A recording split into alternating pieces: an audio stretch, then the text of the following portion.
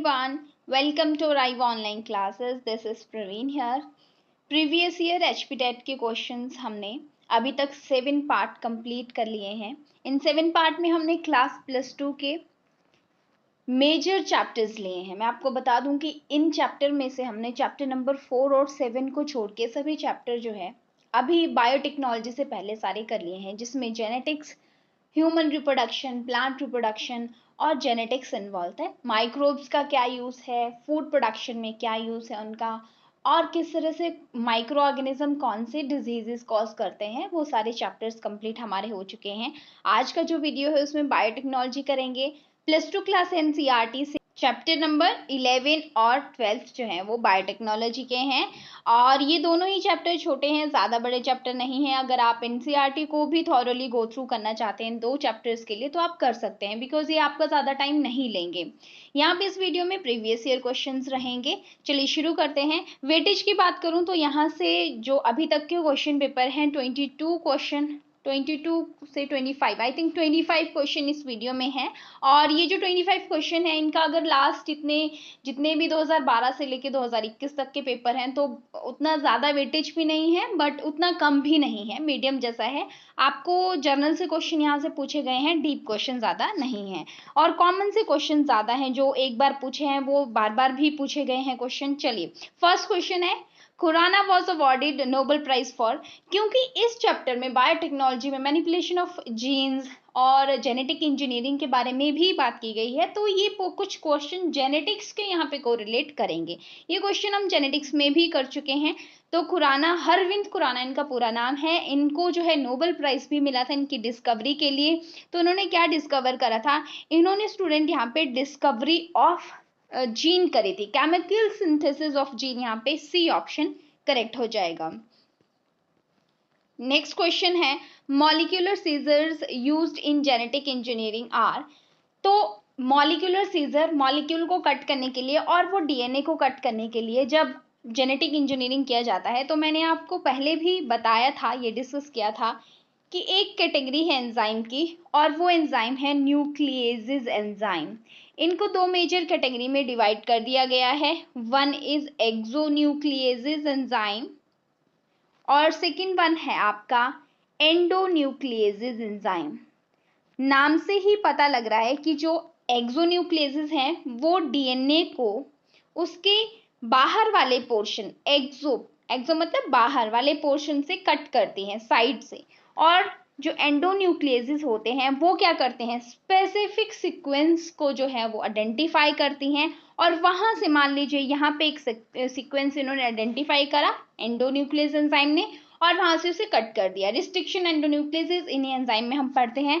एक और चीज यहाँ पे इंपॉर्टेंट है, ये जो स्पेसिफिक सीक्वेंस की बात कर रही हूँ मैं, ये सीक्वेंस स्टूडेंट इनका नाम पर्टिकुलर दिया गया है एनसीईआरटी में. मान लीजिए ये कोई डीएनए है, और इस डीएनए पे मान लीजिए यहाँ पे एक पर्टिकुलर साइट से रिस्ट्रिक्शन एंडोन्यूक्लियस को डीएनए कट करना है, तो इसको कहते हैं पैलिंड्रोमिक सीक्वेंस. और मैंने आपको जेनेटिक्स में भी बताया था पैलिंड्रोमिक सीक्वेंस क्या होता है. ऐसा डीएनए सीक्वेंस जब उसे हम एक एंड से दूसरे एंड को पढ़ते हैं, जैसे कि इस तरफ को रीड करेंगे तो भी सेम ही होगा, और अगर इस तरफ को रीड करेंगे तो भी सेम ही होगा वो, क्योंकि ये डीएनए एंटी पैरेलल होता है. और ऐसा पर्टिकुलर सीक्वेंस जो है ये रिस्ट्रिक्शन एंडोन्यूक्लिएजेज या फिर एंडोन्यूक्लिएजेज एंजाइम डीएनए में डिस्कवर करते हैं, आइडेंटिफाई करते हैं, और फिर वहां से डीएनए को कट कर देते हैं.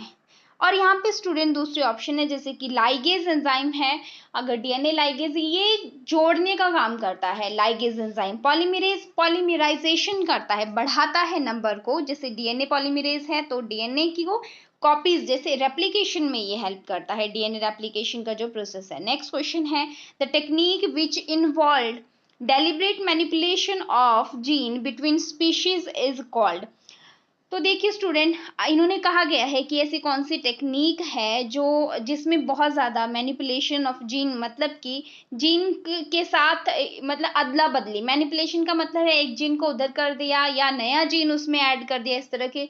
तो उस टेक्निक को क्या कहते हैं स्टूडेंट? यहाँ पे इसका राइट आंसर हो जाएगा जेनेटिक इंजीनियरिंग। जेनेटिक इंजीनियरिंग में किया जाता है जीन थेरेपी, एक स्पेशल जीन को ट्रीट करना जब होता है, जैसे अगर कोई पर्टिकुलर डिजीज हो गई है जो कि जीन रिलेटेड डिजीज है, तब ये किया जाता है। टिश्यू कल्चर में हम किसी एक टिश्यू को लेके उससे पूरी बॉडी जो है वो बनाते हैं, जिन्हें हम क्लोन्स कहते हैं। और हाइब्रिडोमा टेक्नोलॉजी होती है जब जो है large number of antibodies produce की जाती हैं, उसे हम हाइब्रिडोमा टेक्नोलॉजी कहते हैं। नेक्स्ट क्वेश्चन है, human insulin is being commercially produced from transgenic species of, किस स्पीशीज से बनाई जाते हैं? राइजोबियम, सैक्रोमाइसिस, एस्क्रेशिया और माइकोबैक्टीरियम। यहाँ पे इसका सही आंसर हो जाएगा स्टूडेंट एस्क्रेशिया कोलाई। एस्क्रेशिया इसका जीनस है और कोलाई स्पीशीज है। ये जो एक आर्टिफिशियल इंसुलिन की कहानी है, ये भी अपने आप में इंपॉर्टेंट है। यहाँ से भी अदर एडिशनल क्वेश्चन है, आप उन्हें नोट कर लीजिए। देखिए इंसुलिन से भी 2-3 बार क्वेश्चन पूछा गया है, तो कुछ भी पूछा जा सकता है पेपर में। इसके बारे में जो भी एनसीईआरटी में इंफॉर्मेशन है मैं आपको बता देती हूँ।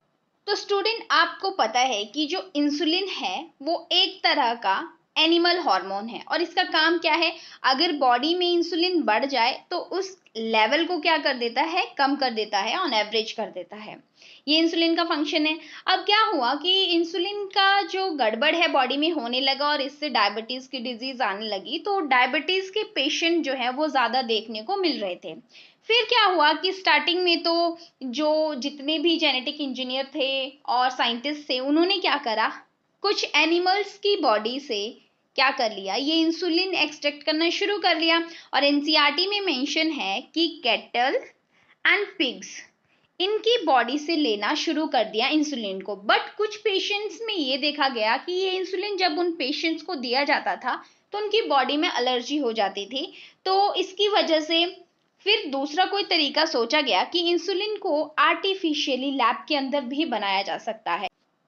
आज की डेट में ये जो इंसुलिन है, इसको आर्टिफिशियली जेनेटिकली मॉडिफाइड इंसुलिन आज की डेट में अवेलेबल है। तो क्या होता है स्टूडेंट, जब इंसुलिन को बनाया जाता है तो इसके लिए पर्टिकुलर एक जो बैक्टीरियम का यूज किया जाता है वो एस्क्रेशिया कोलाई है, जैसे कि क्वेश्चन में था। अब आपको एडिशनल इन्फॉर्मेशन ये याद रखनी है कि इंसुलिन पहले प्रो इंसुलिन होती है, मतलब इमेच्योर होती है, और इससे जब ये मेच्योर हो जाती है तो इसे हम मेच्योर इंसुलिन कहते हैं। इन दोनों में ही क्या डिफरेंस होता है? इनमें डिफरेंस होता है student number of amino acid. We know that insulin is a kind of hormone and hormone are proteins. तो इसमें जो है स्टूडेंट, जो इमेच्योर या प्रो इंसुलिन होती है उसमें A chain plus B chain plus C chain होते हैं, लेकिन मेच्योर इंसुलिन में सी चेन नहीं होती है, only A and B chain present होती हैं। अब यहाँ पे आप नोट कर लीजिए, ए चेन में जो अमाइनो एसिड का नंबर होता है वो स्टूडेंट 21 होता है, बी चेन में 30 होता है और सी चेन में 31 होता है। बट अगर आपसे total number of amino acid पूछेंगे कि कितना होता है इंसुलिन में, मेच्योर इंसुलिन में स्टूडेंट 51 होता है, और ये क्वेश्चन भी पूछा जा सकता है आप लोगों से, इंपॉर्टेंट है। अब ये जो आर्टिफिशियल इंसुलिन बनाया गया है, ये तो आपको पता लग गया इकोलाइज के लिए यूज हो रहा है। कंपनी का नाम है एले लिली। ये इस अमेरिकन कंपनी ने सबसे पहले आर्टिफिशियल जो ये इंसुलिन है उसे प्रोड्यूस करा था, ठीक है, एस्क्रेशिया कोलाई की मदद से। ओके, तो ये सारी इंफॉर्मेशन जरूरी थी, इसलिए मैंने यहाँ पे डिस्कस किया। नेक्स्ट क्वेश्चन है, Harvind Khurana got Nobel prize. You know that कि ये क्वेश्चन का आपको ऑलरेडी आंसर आता है। Moving to the next question, Taq polymerase enzyme is obtained from. ये जो पॉलीमरेज एंजाइम है, ये एक ऐसे थर्मोफिलिक आप कह सकते हैं बैक्टीरिया से ऑब्टेन किया जाता है जो हाई टेम्परेचर पे सरवाइव किया जा सकता है। देखिए थर्मस एक्वाटिकस जो है, यहाँ पे इसका सही आंसर हो जाएगा। इससे भी एडिशनल क्वेश्चन स्टूडेंट्स इंपॉर्टेंट है, वो भी आप लोग यहाँ पे नोट कर लेंगे, जो मैं अभी आपको इससे थर्मस एक्वाटिकस से बताऊंगी।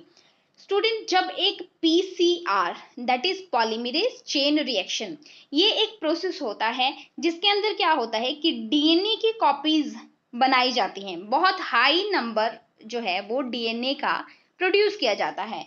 तो इस प्रोसेस को हम पीसीआर कहते हैं, पॉलीमराइजेशन होता है इसमें, इसलिए पॉलीमरेज चेन रिएक्शन इसे हम कहते हैं। इस प्रोसेस में एक जो स्टेप होता है उसमें डीएनए को डीनेचर करना होता है। क्या करना होता है? डीनेचर करना होता है। डीनेचुरेशन जो होती है स्टूडेंट, इसका मतलब होता है कि डीएनए को हमने तोड़ देना है, तोड़ना है। तोड़ना क्यों है उसको? ताकि उसके फ्रेगमेंट्स बनाए जाएंगे अलग अलग, फिर उनकी आगे एम्प्लीफिकेशन में जो है वो प्रोसेस में प्रोसीड करना है। तो जब डीनेचर किया जाता है डीएनए को, राइट, उस समय पे क्या होता है स्टूडेंट, ये टैग पॉलीमरेज जो एंजाइम है ये ऐड कर दिया जाता है। क्यों? क्योंकि वहां पे जब डीनेचुरेशन किया जाता है तो हाई टेम्परेचर पे वो होता है, और ये tag polymerase enzyme high temperature पे जो है सर्वाइव कर सकता है, क्योंकि थर्मोफिलिक बैक्टीरिया से ये एक्सट्रैक्ट किया जा रहा है जो कि हाई टेम्परेचर पे सर्वाइव कर सकता है। Next question is, crystals of Bt toxin introduced by Bacillus thuringiensis do not kill bacteria themselves because, अब ये बीटी कॉटन और बीटी टॉक्सिन का जो एक कंसेप्ट है वो भी बहुत इंपॉर्टेंट है। 2-3 इसमें इंपॉर्टेंट कंसेप्ट है जो मैं अलग से आपको समझाना चाहूंगी। जैसे कि बीटी टॉक्सिन की बात करें अगर, तो ये बीटी जो है, ये वर्ड जो यूज यहाँ पे होता है, ये बी फॉर बेसिलस और टी जो है वो species of bacteria that is thuringiensis. एक सेकेंड, जेनेसिस जो है इसका स्पीशीज है। ये बेसिलस थ्रुनजेनेसिस एक ऐसा बैक्टीरिया है जिसके अंदर एक टॉक्सिन होता है। ठीक है, आप इसको कहानी की तरह समझो। ये टॉक्सिन होता है, किसके अंदर है? बैक्टीरिया के अंदर। लेकिन ये टॉक्सिन इस बैक्टीरिया को कुछ भी हानि नहीं पहुंचाता है। देखिए आगे की स्टोरी है। जब क्या होता है, ये टॉक्सिन एक्सट्रैक्ट कर लिया जेनेटिक इंजीनियरिंग के थ्रू और इसको डाल दिया कॉटन में, कॉटन में डाल दिया, और क्या कहा उसको? बीटी कॉटन कहा, क्योंकि उसमें कौन सा टॉक्सिन डाला हमने? जो हमने बेसिलस थ्रुनजेनेसिस से लिया था। अब इस प्लांट में वो टॉक्सिन आ चुका है। कहाँ आ गया वो टॉक्सिन? हमने यहाँ पे ये लिख दिया, ये टॉक्सिन आ चुका है यहाँ पे इस बीटी कॉटन में। फिर क्या हुआ, यहाँ पे बाहर से कोई इंसेक्ट आया, कोई भी इंसेक्ट आया, उसने इस बीटी कॉटन की लीव्स को खा लिया। ठीक है, तो ये टॉक्सिन क्या हो गया? अब ये टॉक्सिन चला गया कहाँ? इस इंसेक्ट की बॉडी में। तो यहाँ तक की कहानी समझ आई। फिर क्या होता है, जब भी इस इंसेक्ट की बॉडी में टॉक्सिन जाता है तो इंसेक्ट के गट रीजन में एल्किलाइन पीएच की वजह से, ठीक है ध्यान से समझना, गट रीजन में उसको टॉक्सिन को एल्किलाइन पीएच मिल जाता है। हम बात कर रहे हैं इंसेक्ट की गट की, वहां पे टॉक्सिन है प्लस वहां पे उसको एल्किलाइन पीएच मिल गया, तो वो अपनी इनएक्टिव फॉर्म से एक्टिव हो जाता है और फिर इंसेक्ट की इस गट में रिएक्शन कॉज करता है, और गट की जो एपिथेलियल सेल्स हैं, ठीक है, एपिथेलियल टिश्यू की जो सेल्स हैं उनमें बड़े बड़े छेद, पोर्स क्रिएट कर देता है, जिसकी वजह से इंसेक्ट मर जाता है। तो इस तरह से बैक्टीरिया के पास जो टॉक्सिन है खुद तो नहीं मरता है वो, लेकिन इंसेक्ट किस तरह से मरता है, क्योंकि इंसेक्ट की गट में एल्किलाइन पीएच है जिसकी वजह से वो एक्टिव हो जाता है और वहां पे उसको किल कर देता है। तब प्लांट में वो था तो प्लांट को भी कोई नुकसान नहीं है उसका। ठीक है, इसलिए बीटी कॉटन और बीटी ब्रिंजल जैसी वेराइटीज जो है वो यूज की जाती हैं। यहाँ पे देखिए अब इसका सही आंसर क्या हो जाएगा। 7th क्वेश्चन हम कर रहे थे, do not kill bacteria themselves because toxin क्या होता है? इनएक्टिव होता है इसलिए। ठीक है, next question is, enzyme used to check the undesired self ligation of vector DNA molecule during cloning process is. तो डीएनए जो क्लोनिंग का प्रोसेस होता है उसमें जो है वो अनडिजायरेबल लाइगेशन, सेल्फ लाइगेशन को चेक करने के लिए कौन सा एंजाइम का यूज किया जाता है? यहाँ पे डी ऑप्शन करेक्ट हो जाएगा, एल्किलाइन फॉस्फेट जो है राइट आंसर है। Next question is, botanical name of brinjal is. तो साइंटिफिक नेम कई बार पूछ ले जाते हैं एग्जाम में, तो +1 का जो चैप्टर नंबर 1 है, 4th है और 3rd as well as 5th, इनमें सबसे ज्यादा साइंटिफिक नेम दे रखे हैं जो कि आपके लिए बहुत इंपॉर्टेंट है। 5th चैप्टर में लास्ट में जो आपका प्लांट वाले पोर्शन में, मॉर्फोलॉजी ऑफ प्लांट में जो आपका फैमिली वाला पोर्शन है, फेबिएसी, सोलेनेसी एंड लिलिएसी फैमिली, वहां से ज्यादा क्वेश्चन जो है पिक होते हैं। पेंथेरा लियो यहाँ पे होना था। ये लाइन का साइंटिफिक नेम है। सोलेनम ट्यूबरोसम आलू का है। पाइसम सैटिवम जो है वो मटर का है। तो अब आपको सही आंसर इसका पता लग ही गया होगा। ऑप्शन सी जो है इसके लिए करेक्ट है। Next question, circular and naked DNA molecule called plastidome are found in. ये हमने जेनेटिक्स में भी डिस्कस करा था क्वेश्चन। तो यहाँ पे इसके जो ऑप्शंस हैं वो मैंने जेनेटिक्स में भी बताया था कि गड़बड़ लगता है, क्योंकि प्लास्टिडोम वर्ड जो यूज होता है वो प्लास्टिड के लिए यूज किया जाता है। Plastidome include the whole plastid complex of the cell, so that's why यहाँ पे प्लास्टिड भी लिखा है क्लोरोप्लास्ट, क्योंकि क्लोरोप्लास्ट प्लास्टिड का ही आगे टाइप है। तो इसमें ऑप्शंस में ही गड़बड़ है। ठीक है, नेक्स्ट क्वेश्चन है द जेनेटिकली मॉडिफाइड, क्योंकि ये क्वेश्चन ऐसे ही पूछा गया था एचपी टेट का, प्रीवियस ईयर हम कर रहे हैं, तो मैंने वहीं से सीधी उनकी ऑप्शंस एज इट इज ली हैं और एज इट इज क्वेश्चन लिए हुए हैं। ये मेरी तरफ से बनाई गई ऑप्शंस या क्वेश्चंस नहीं है, right. The genetically modified GM brinjal in India has been developed from, तो कहाँ से डेवलप किया गया है इसको, तो जैसे मैंने आपको बीटी कॉटन की कहानी बताई वैसे ही बीटी ब्रिंजल जो है उसी तरह का प्लांट है। यहाँ पे ऑप्शन बी राइट हो जाएगा। इंसेक्ट रेजिस्टेंट वो एक वैरायटी है, इंसेक्ट रेजिस्टेंस इसका राइट आंसर होगा। Next question, which one of the most important micro organism for the wellbeing of human. यहाँ पे भी कुछ क्वेश्चन गड़बड़ पूछ रखा था कि मतलब इसका जो करेक्ट क्वेश्चन होना चाहिए था इस तरह से होना चाहिए था कि किस प्रोसेस में माइक्रो ऑर्गेनिज्म का जो यूज है वो ह्यूमन काइंड के लिए सबसे ज्यादा बेनिफिट है इन चारों प्रोसेसेस में से। तो सीवेज ट्रीटमेंट में माइक्रोब्स का जो यूज है वो सबसे ज्यादा बेनिफिशियल होता है, क्योंकि सीवेज हमारे हर घर से हर दिन बहुत ज्यादा निकलता है। घर से निकलने वाला गंदा पानी पूरा इंक्लूड जिसमें होता है उसे हम कलेक्टिवली सीवेज कहते हैं। तो हर घर से ये निकलता है और इसको डिकम्पोज करने के लिए अगर माइक्रो ऑर्गेनिज्म नहीं होते तो आप सोच लीजिए कि पूरी दुनिया भर में कितना जो है वो आज की डेट में पोल्यूशन होता, right. Next question, the residue left after the methane production from kettle Dang is, जो गोबर गैस बनाया जाता है, ठीक है, और जो मीथेन प्रोडक्शन उसमें होता है, ठीक है, अगर जो है मीथेन निकाल लिया जाए वहां से, जब गोबर गैस प्रोडक्शन में मीथेन को निकाल लिया जाता है तो जो बच जाता है, गोबर बच जाता है, उसका उपयोग किस चीज के लिए किया जाता है, तो उसका यूज किया जाता है स्टूडेंट मेन्योर, खाद को बनाने के लिए उसे यूज किया जाता है। Next question, carrier of gene are, gene को एक जनरेशन से दूसरी जनरेशन को कौन कैरी करता है, क्रोमोसोम यहाँ पे इसका करेक्ट आंसर हो जाएगा। नेक्स्ट क्वेश्चन, अब आप सोचिए क्रोमोसोम से मैं एक क्वेश्चन आपसे पूछती हूँ, ऐसी कौन सी फेज है या स्टेज है सेल साइकिल की जिसमें हम क्रोमोसोम की शेप को क्लियरली देख सकते हैं, तो आप सोचिए जरा इसका आंसर क्या होगा। Next question is, antibiotic resistance gene in a vector usually helps in the selection of, तो एंटीबायोटिक रेजिस्टेंस जीन वेक्टर के थ्रू हम जो डाल रहे हैं वो किसके सिलेक्शन एक तरह से करेगा, तो ट्रांसफॉर्म्ड सेल इसका राइट आंसर हो जाएगा। जब प्रोसेस किया जाता है वेक्टर ट्रांसफॉर्म का तब ये प्रोसेस इन्वॉल्व होता है, जिस सेल को ट्रांसफॉर्म करना है उसी में हमने एंटीबायोटिक रेजिस्टेंट जीन जो है वो डालना है। Next question, golden rice is, तो golden rice is a variety of rice grown along with the yellow river in China, no. Long store rice having yellow colored tint, no. A transgenic rice having gene for beta carotene, yes correct. Wind variety of rice with yellow colored grain, no. तो यहाँ पे C option correct हो जाएगा। Golden rice famous है for vitamin A, क्योंकि उसके पास beta carotene है और जो बीटा कैरोटीन पिगमेंट है major source of vitamin A है। Next question, Who discovered recombinant DNA technology, यहाँ पे इसका सही आंसर ऑप्शन बी हो जाएगा, Stanley Cohen and Herbert Boyer. Next question, which is called a gene taxi during gene cloning, gene को clone किया जा रहा है, जीन टैक्सी उसको एक जगह से ट्रांसफर करने का दूसरी जगह कौन काम कर रहा है, राइट आंसर ऑप्शन डी हो जाएगा, plasmid. Next question, first genetically modified plant commercially released in India as, सबसे पहला इंडिया में जो जेनेटिकली मॉडिफाइड प्लांट था वो बीटी कॉटन था, ठीक है।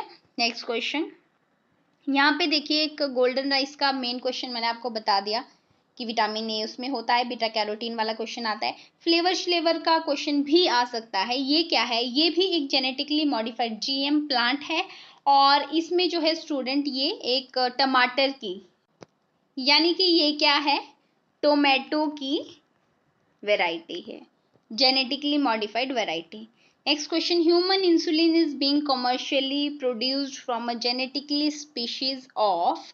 तो यहाँ पे जब मैंने आपको ये क्वेश्चन डिटेल में करवाया तो एस्केरिशिया कोलाई की स्पीशीज की मदद से जो है उसको बनाया जा रहा था। एली लिली जो अमेरिकन कंपनी थी उसने सबसे पहले काम किया यही एस्केरिशिया कोलाई को लेके, तो डी ऑप्शन करेक्ट हो जाएगा। स्टूडेंट ये जो क्वेश्चन मैंने फ्लेवर का आपको बताया, ये इस शेवर का जो क्वेश्चन बताया ये इसलिए भी इंपॉर्टेंट है क्योंकि ये पहली ऐसी जेनेटिकली मॉडिफाइड वैरायटी है जिसको मतलब लाइसेंस मिला था कि ह्यूमन कंजप्शन के लिए इसको यूज किया जा सकता है, इसलिए ये पॉपुलर भी है मतलब।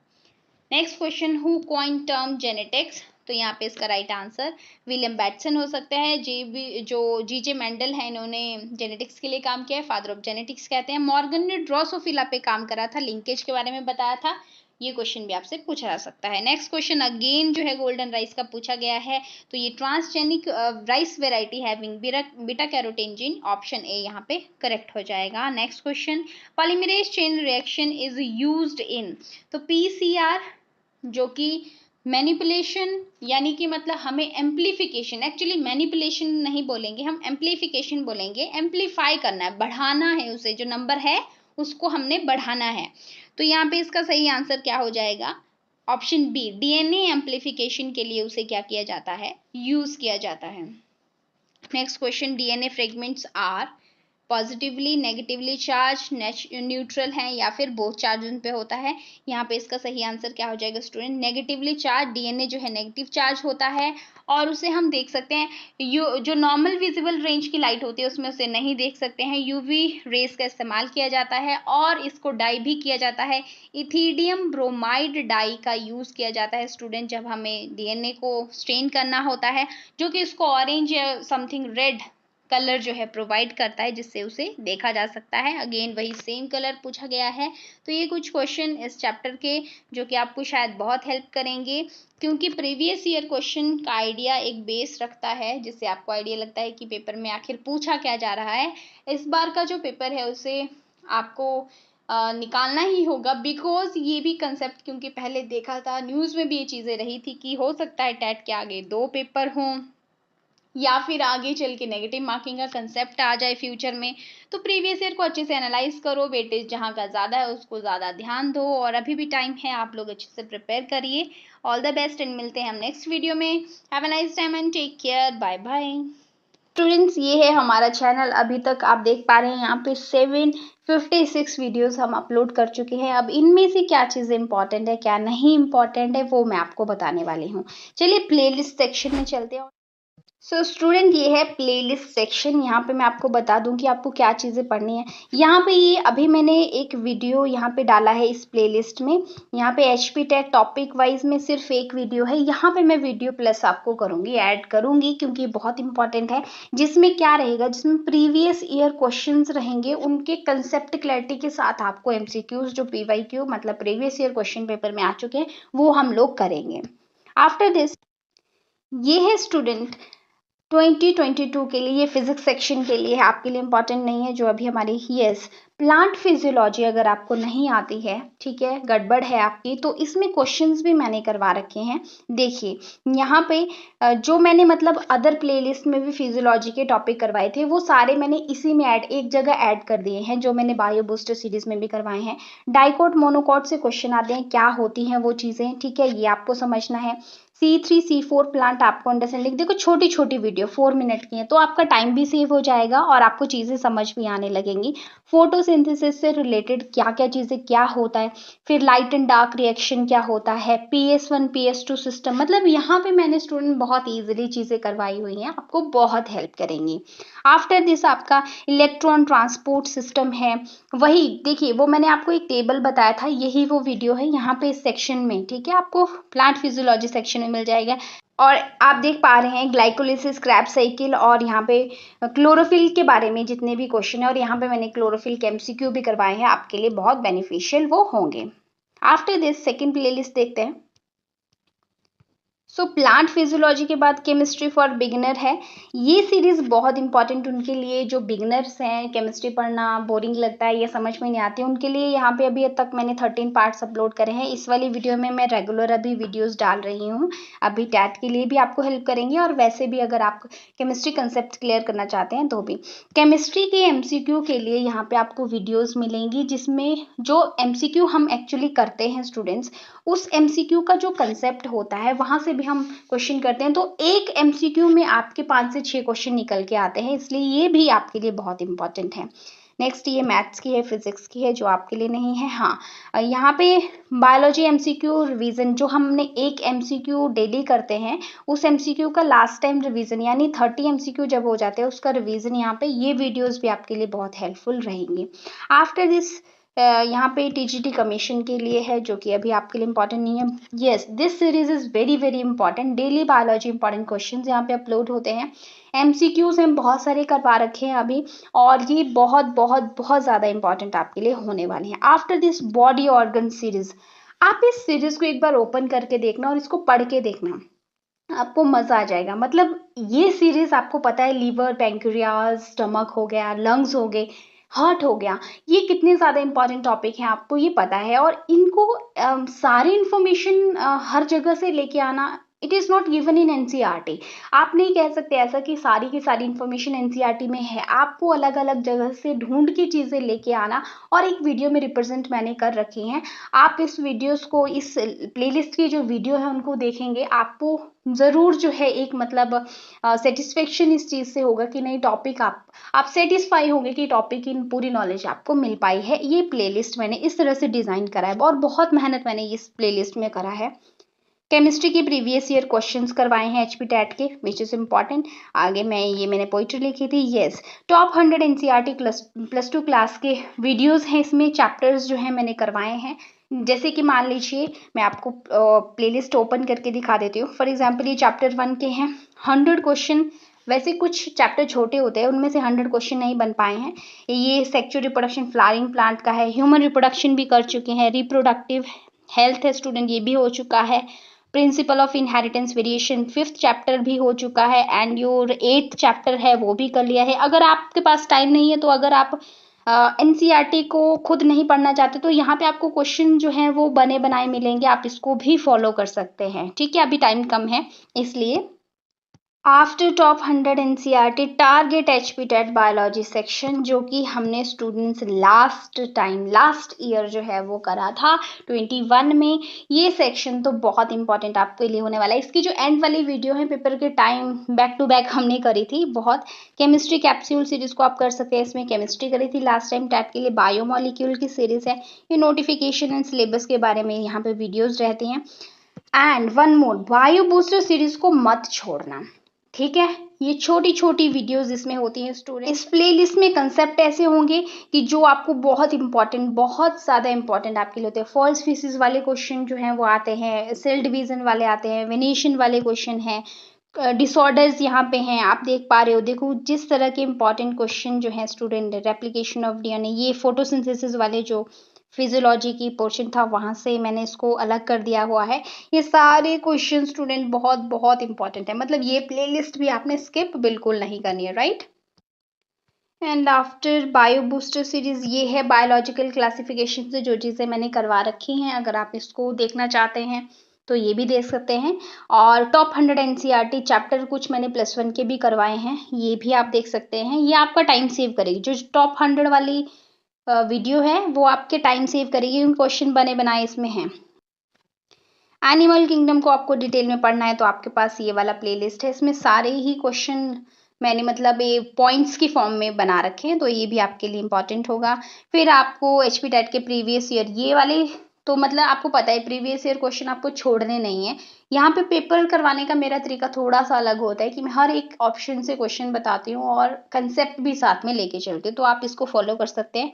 9th क्लास बायोलॉजी में आपको मिल जाएगा जो मैंने टिश्यू वाला चैप्टर एक बताया यहाँ से, और ये कुछ अदर प्लेलिस्ट है 10th क्लास की और ह्यूमन फिजियोलॉजी की अगर आपको देखनी है प्लेलिस्ट तो लास्ट में अवेलेबल है ये सारी प्लेलिस्ट। अब मैं आपको बताती हूँ कि आपके लिए जो द मोस्ट इम्पॉर्टेंट है, मान लीजिए आपके पास टाइम नहीं है, समय कम है, आप बिजी रहते हैं दिन भर, तो अब आपको करना क्या है? अब आपको यूट्यूब से, चैनल से किस तरह से हेल्प मिलेगा? आपको +1 और +2 की जो टॉप 100 एनसीईआरटी वाले क्वेश्चंस हैं, जो आपको चैप्टर वाइज करवाए हैं, उनको देखना है। बने बनाए क्वेश्चन वहाँ पे हैं। इसके बाद फिजियोलॉजी बहुत इंपॉर्टेंट है स्टूडेंट। फिजियोलॉजी के लिए आपको प्लांट फिजियोलॉजी, एनिमल फिजियोलॉजी दोनों की प्लेलिस्ट अलग अलग बनी है, उनको करिए। फिर इसके बाद आप करिए बायो बूस्टर सीरीज। काफ़ी टाइम से मैंने इसमें भी कोई वीडियो डाली नहीं है, बट ऑलरेडी इसमें काफ़ी ज़्यादा पार्ट्स बन रखे हैं। ये बहुत इंपॉर्टेंट है, इसको पढ़िए आप। इसके बाद स्टूडेंट बॉडी ऑर्गन सीरीज मत छोड़ना इसे, बॉडी ऑर्गन की सीरीज है उसे करिए। फिर आप प्रीवियस ईयर क्वेश्चंस की प्लेलिस्ट है उसको देखिए। आफ्टर दिस आप लोग जो है बायोलॉजिकल क्लासिफिकेशन की भी प्लेलिस्ट बनी हुई है उसको देखिए। And very important that is daily MCQs जो आते हैं, बहुत सारे लोग उसको फॉलो भी करते हैं, तो ये आपको करने हैं। अगर आप इतना कर लेते हो, इसको अच्छे से कर लेते हो, तो मैं आपको गारंटी देती हूँ कि आपके अच्छे मार्क्स बायोलॉजी में आएंगे और आप सेटिस्फाइड होंगे इस चीज़ से। ठीक है, तो यही था आज का हमारा जो टॉपिक था। ये बहुत इंपॉर्टेंट है क्योंकि एक प्लानिंग करना आपके सब्जेक्ट के लिए वो बहुत इंपॉर्टेंट रहता है।